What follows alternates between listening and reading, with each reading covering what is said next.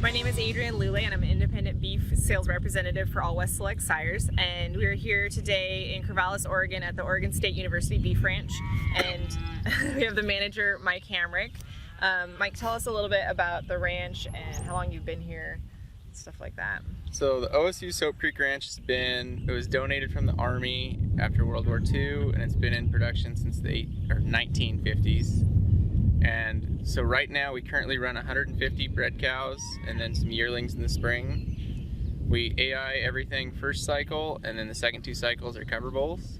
We generally always have an Angus for our AI bulls, and then cross it over with some we did a little Charolais this year, and then one of our cover bulls is actually a Hereford. Which synchronization protocols have you used, and what do you like?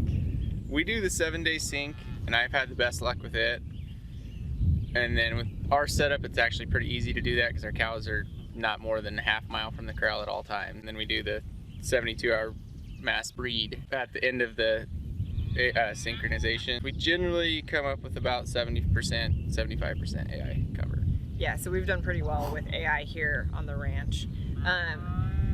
We kind of use the opportunity here at the ranch for students to come and practice and do AI and come out and use their skills that they're learning in their university setting. So that's been a really great opportunity that he's allowed us to do that, and still done well with the cows.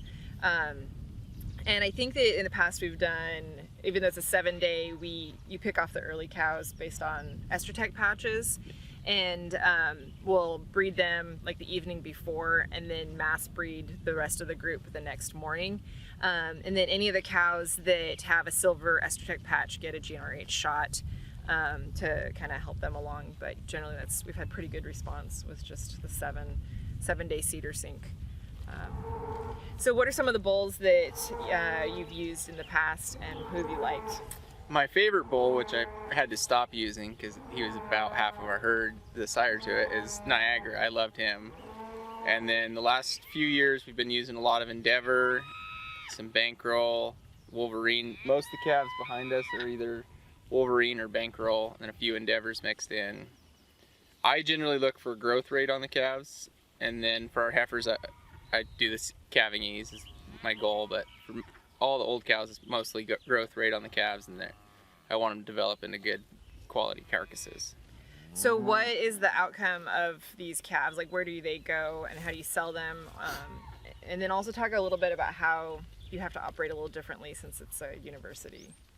So being the university, our calving window we actually push it up compared to most of our neighbors. We have to have all our cows calve in a certain window to fit in with classes, because we're actually the stockpile for any hands-on classes or research projects for the university. We'll keep about 20 replacement heifers every year, and then the rest of them we either sell private treaty or at the local auction. There's a few of them that'll be run through the exterior program on campus. And we actually, in the last 2 years, started running some of our own calves through the meat center on campus as well. Could you tell me a little bit about the steer year program at OSU and how the kids operate it?